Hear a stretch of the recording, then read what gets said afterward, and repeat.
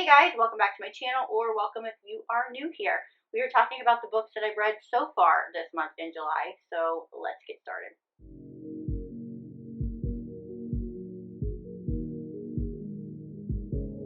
So far this month, I have read 8-ish books. I am on my 9th book. Also, if you can hear my fan going, I really apologize, but it's going to have to stay on because it is hotter than hell, and I'm dying.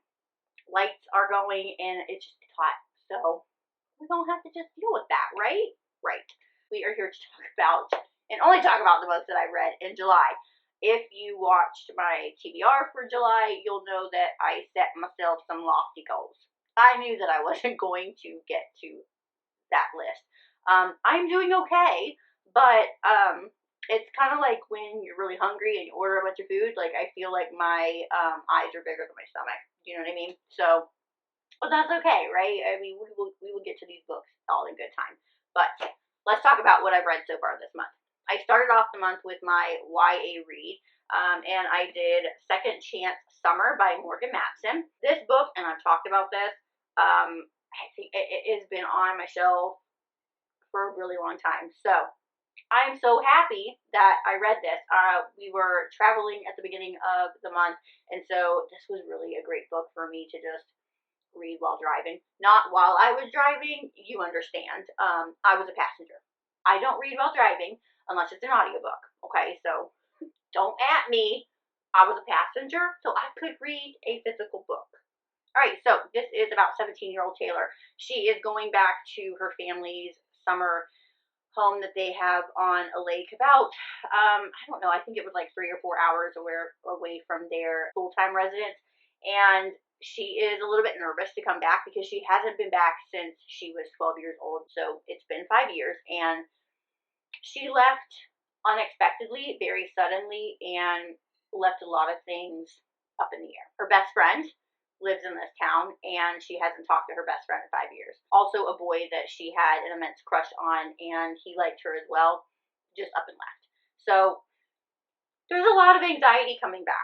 Also, there is something going on with the family as well. When I think I was in my TBR for this month, and I was talking about this, and I was like reading the back, I've always assumed that it was kind of like her and her siblings trying to get the parents back together because this was their last summer together. They were going to get a divorce, and they were like plotting to get their parents back together.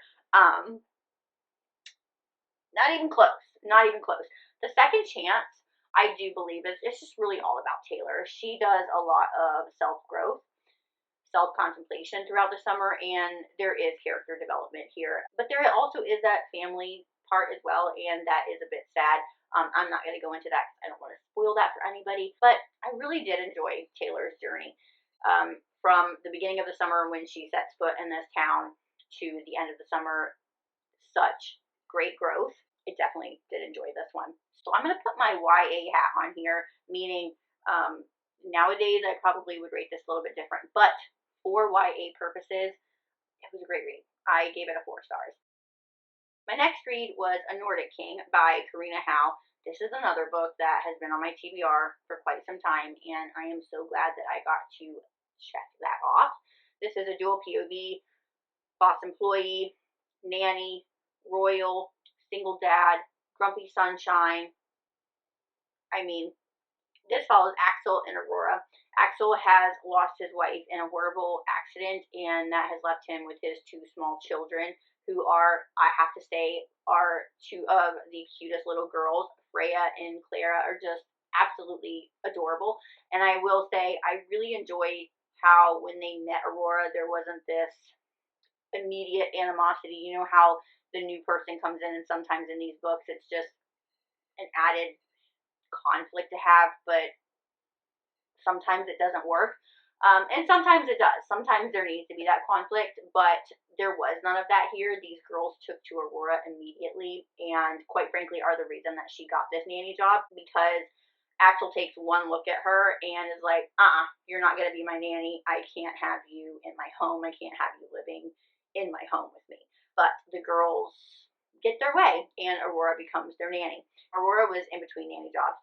She works with an agency, and as agencies goes, they try to pit you with the correct fit. Because of her liveliness, her positive attitude, and her quirkiness, they thought she would be a great fit for these two children who really were lacking that. I mean, you have to think these two girls are not just two young girls who lost their mother, but they're also princesses. So they're expected to be a certain way and act a certain way. So Aurora comes in and allows them to essentially be children, which was really cute to see as well. Axel and Aurora clash at the beginning. Axel, on his part, I think has a lot to do with he's attracted to her and he doesn't want to be, so that pisses him off. And Aurora is just like, listen, honey, like, you're not gonna, no. Like, this is my job. I'm going to do my job to the best of my ability, but I will also give you a taste of your medicine as well. So I loved how strong Aurora was. She was really funny and quirky, but one thing that definitely took me by surprise with this book is the spicy.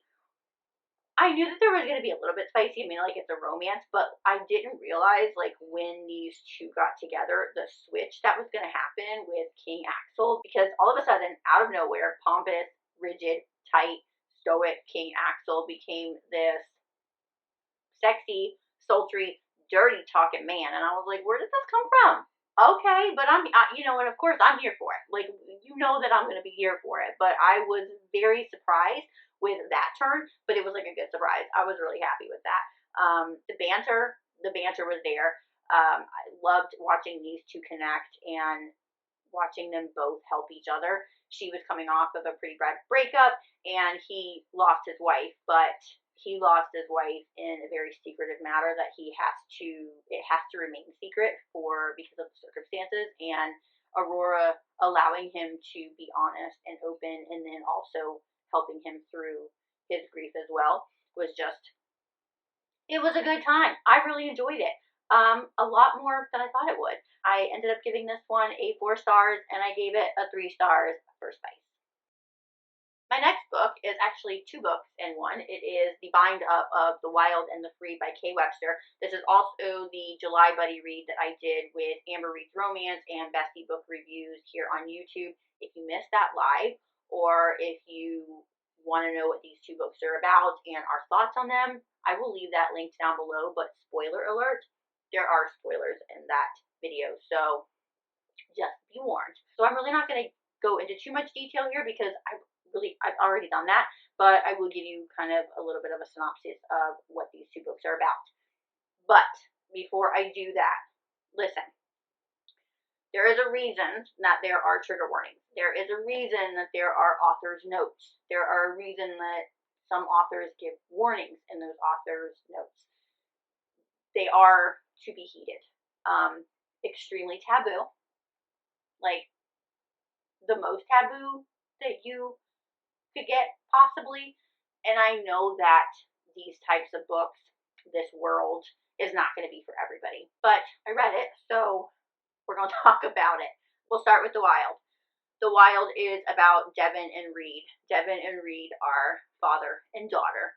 And a tragedy happens at the beginning of the book.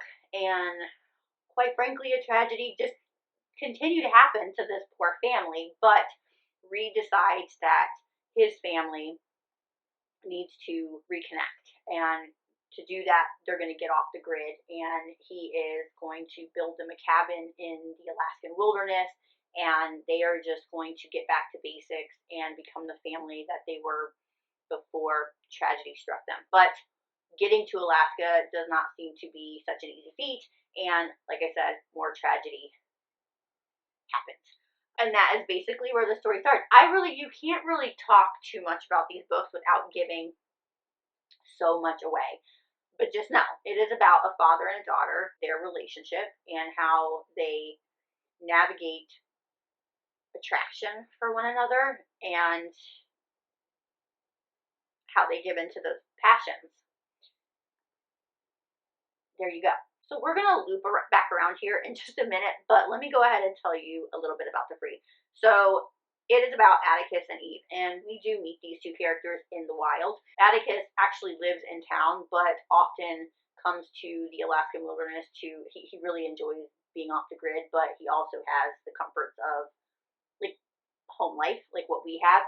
And then Eve has really never been into town. I don't think she ever has been into town. So all she has known is what her family has shown her. And then how their relationship blossoms from when Atticus meets her and starts to take care of her a little bit because she is all alone. And then how that progresses into their attraction for one another and their relationship. This one is taboo because it is a pretty hefty age gap. I'm trying to think how I can word this without spoiling it.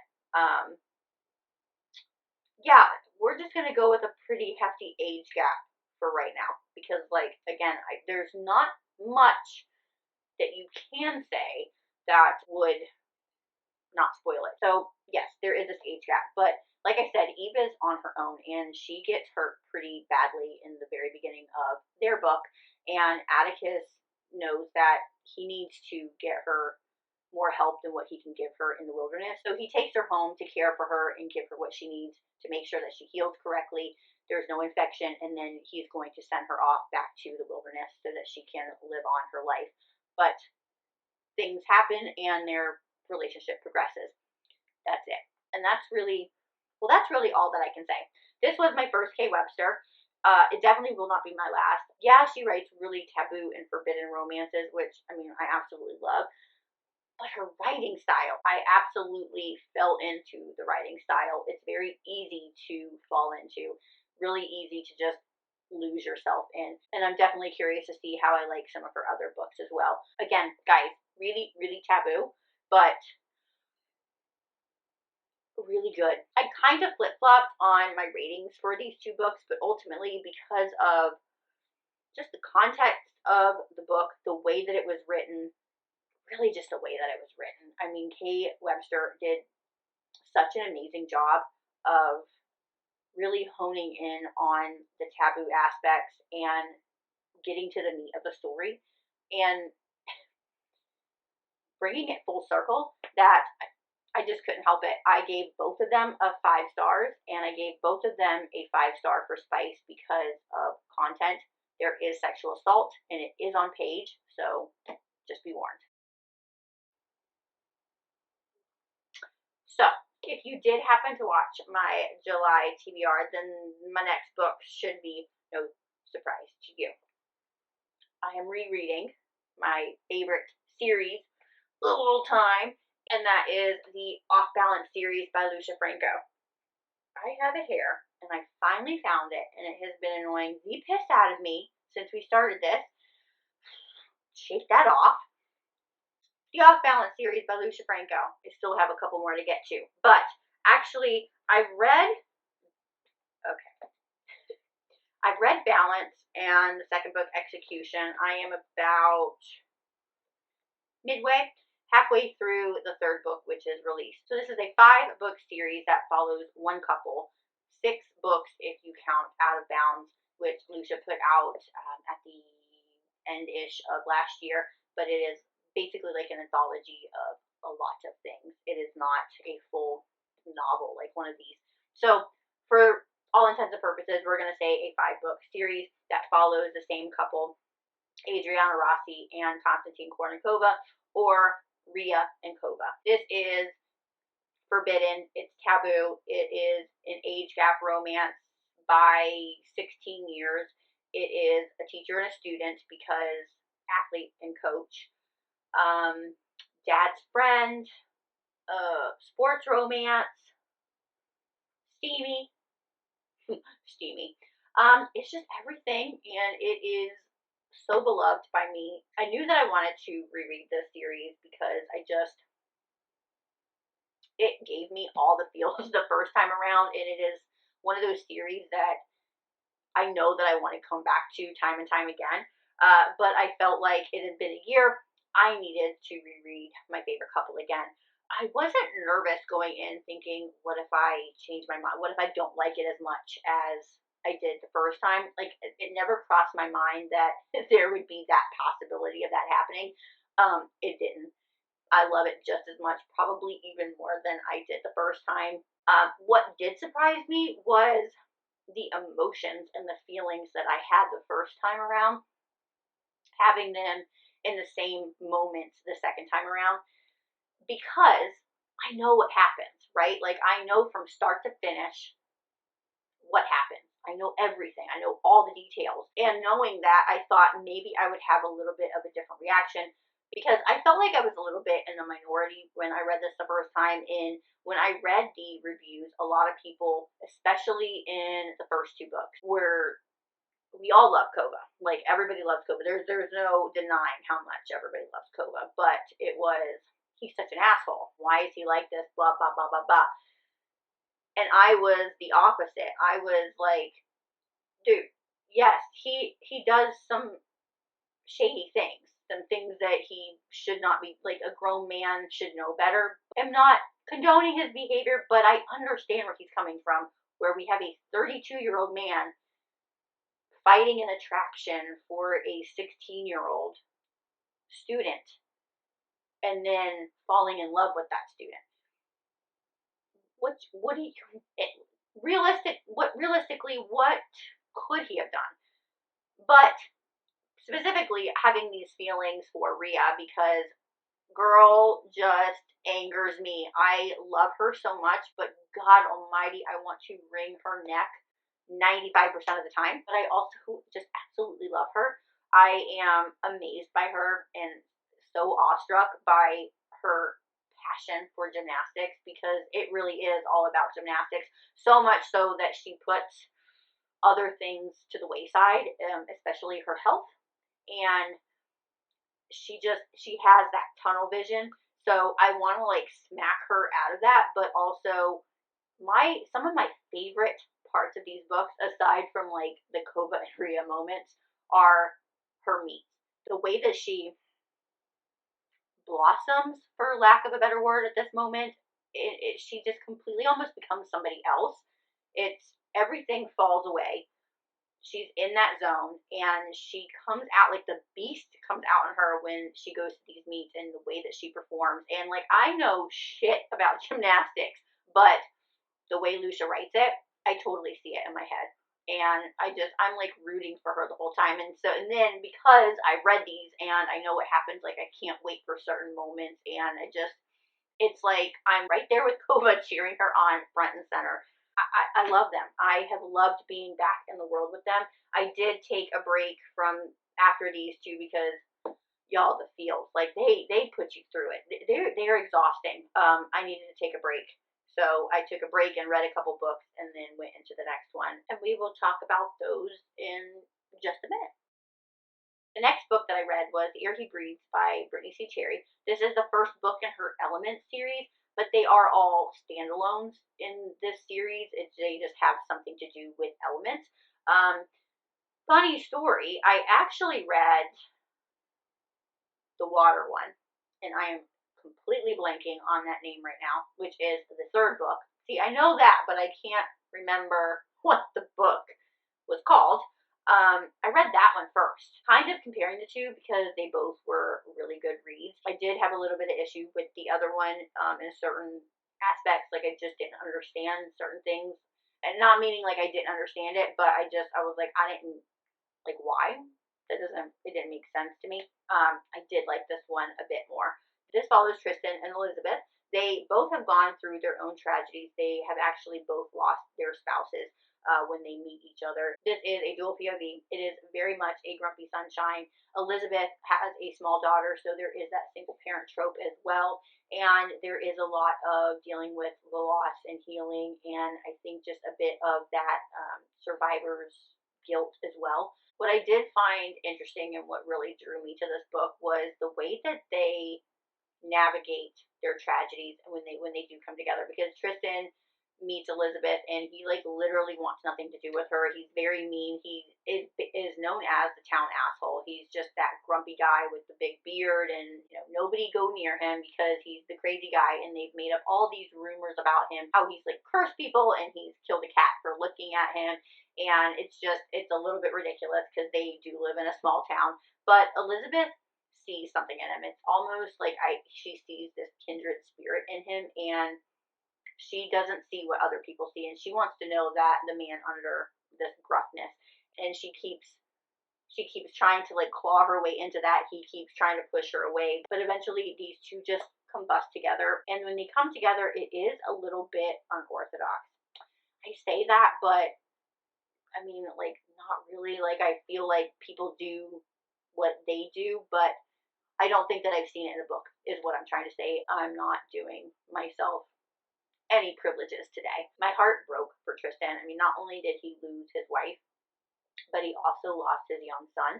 So here is Elizabeth, who lost her husband, but still has her daughter. This one was a lot about the feels. That's the best that I can say. I mean, it was just very emotional. You are deep in it with this one, so you have been warned. I gave this one a 4 stars, and I gave it a 2 stars for spice. So I mentioned I read Balance and Execution, and because of just, quite frankly, the stress that these two put me under. Like, it's just a lot. Like, it is heavy, and it's a lot. I needed to take a break before I jumped into the 3rd book release, but also I was going to put it down regardless because Sarah Cate came out with her new book, Anti-Hero, and I have been so anticipating this one that there was just no way that I was going to wait. And it actually worked out perfectly. I finished Execution, Anti-Hero came out, and I was like, it's a sign from the gods. I must need to read this. So that's what I did. This was true Sarah Cate fashion. I loved being back in her words. I loved this new world that she had created. I love my Salacious Players, but I feel like this world that she's created with the Good Brothers is going to be good. It's a little bit darker. This is a dual POV. It follows Adam and it follows Sage. Adam is a part of a very well-known family in Texas. It is him, his 3 brothers, his mother, and his father, who is this very renowned preacher that is broadcasted. So like millions of people watch him each week, and they are very well known. Adam is set up to take over when his father steps down from being the preacher. So this is like the world that he is in. This is the world that he's known since he was a very, very small boy, and he strives to be the good son, the best son, and be on his father's good side. But he finds out that it's basically all a lie. His father is very involved in a sex club in town, and Adam is just really taken back because his father has been known to take down sex clubs, and he has been trying to get this one taken down for quite some time, or so Adam thinks. He is very well known in this sex community. When he finds this out, his world, it crumbles. Like, everything that he has known since he's been a young boy has just crumbled at his feet, and he understandably is distraught, but he is angry. He has been told his whole life how to be good, and he has thrived to be that way while he pushes other urges that he has away because they are sinful. And that is where our heroine, Sage, comes in, who, let me tell you, I absolutely love Sage. Sarah Cate always does me some good heroines anyway, but she was not the norm, and I absolutely loved it. We've got pink hair, piercings, tattoos all over her body, and she's just like unapologetically Sage, and I loved it. And her and Adam do have this chemistry, but Adam fights it because he knows, like, this is not right. This is not the girl for me. Like, I need a good church-going woman, and that is definitely not Sage. But Sage has been wronged too, and that's where their paths cross, and they decide, let's help each other out. And it might be a little childish, but revenge is so sweet. So they decide to fake date. There's another trope for you. This fake dating scheme that they have going on is really going to hurt Adam's father's reputation, really put him in the public eye in, not a good way. But they're going to go one step further, where they essentially can film and upload sexual content and videos to this app, and people can view their content for free. They expected to get a little bit of traction through this, but I don't think they expected to get as much traction as they did. A couple of them do go pretty viral. But as they're doing this, they have their rules. This is completely fake. They have certain engagements that they need to go to and be seen at. But, you know, attraction is what attraction is going to be, and they are both attracted to each other, and they're both trying to fight it for different reasons. But as much as I loved Sage, I loved Adam that much more. Like, what he has to go through and the sacrifices, the self-reflection that he goes through, basically a lot of things that he held truth were all lies, and everything is crumbling around him, and it just, how do I navigate that, and what do I do? That is where that connection between Sage and Adam comes in. Sage helps Adam navigate so many things, and I think it was such a beautiful process to watch, and I really loved this one. I think it is a great start to a new series. I cannot wait to see what the rest of the Good Brothers bring us. I ended up giving this one a 4.5, and I gave it a 4 stars for spice. And there you have it. Those are my 8 books that I've read so far in July. Like I said, I am halfway through release, and then I have these 2 to read. If you read my July TBR, then you'll know that I gave myself some really lofty goals. By no means did I think that I was going to read all those, but I think I thought that I was going to read more. But also, I forgot how draining the Off-Balance series can be. Like, I love it so much, and I want to keep reading, but these 2 drain me. They do. Also, I really wasn't thinking. It's taking me a lot longer to read them because I'm annotating them. And if you annotate books, then you know, like, that takes extra time to do. Clearly, I mean, you're stopping reading. I was looking at my TBR before I started filming, and I think there are a couple books that I need to prioritize that I definitely know I want to read before the end of the month. No ifs, ands, or buts about it, so I need to get my tail in gear. But other than that, that is it. I hope that you guys are having a great reading month. Let me know what you've been reading, good or bad. Give it to me down below, and I will talk to you guys next time. If you like this video, please give it a thumbs up, subscribe if you're not already, and we will just keep doing the damn thing. Until next time, happy reading. Bye!